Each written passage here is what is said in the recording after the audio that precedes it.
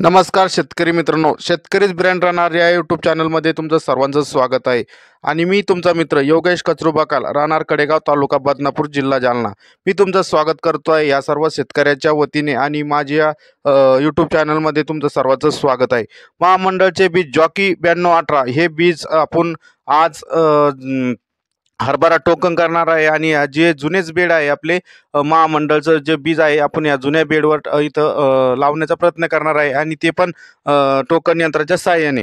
मित्रांनो, टोकन यंत्राच्या साहाय्याने जर बीज लावायचे असले तर जुने बेडवर याच्यावर काही अडचण येत नाही. ही प्रक्रिया मी तुम्हाला या व्हिडिओच्या माध्यमातून पूर्णपणे समजून दाखवण्याचा मी प्रयत्न करणार आहे. आणि हे जे बेड आहे इथं आपण पहिलं सोयाबीन घेतली होती. सोयाबीनच्या दोन्ही बाजूंना सोयाबीन होती आणि सोयाबीनचे प्रत्येकी 2-2 बीज होते. आणि त्याच्यामधलं जे अंतर आहे त्याच्या अंतरामध्ये आपण जे सोयाबीन आपल्या जॉकीचं जे बीज करणार आहे ते टोकन यंत्राच्या सहाय्याने करणार आहे. आणि टोकन यंत्राच्या पद्धतीने हे पूर्ण बेड व्यवस्थित जुनेच बेड आहे आणि त्याच्यावर व्यवस्थित टोकन यंत्राच्या सहाय्याने आपण जॉकीचं बी आपण इथं पेरणार आहे समजा, किंवा लागवड करणार आहे. मित्रांनो, यासाठी शून्य मशागत लागवड तंत्रज्ञान. भारत हा जर कृषीप्रधान देश आहे आणि भारताची लोकसंख्या जगात नंबर एक वर सध्या येणारच आहे. युवा तरुण वर्ग हा भारतामध्ये आहे, सर्वात जास्त युवा तरुण वर्ग आहे.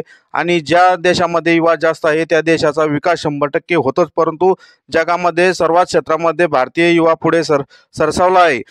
आपण एक आगळी वेगळ्या शेतीची माहिती घेणार आहे यासाठी, म्हणजे शून्य मशागत तंत्रज्ञान शेतीवरील इतर खर्च पूर्णपणे थांबवणारे तंत्र आहे. मित्रांनो, खर्च कमी उत्पन्न जास्त असे तंत्र आहे.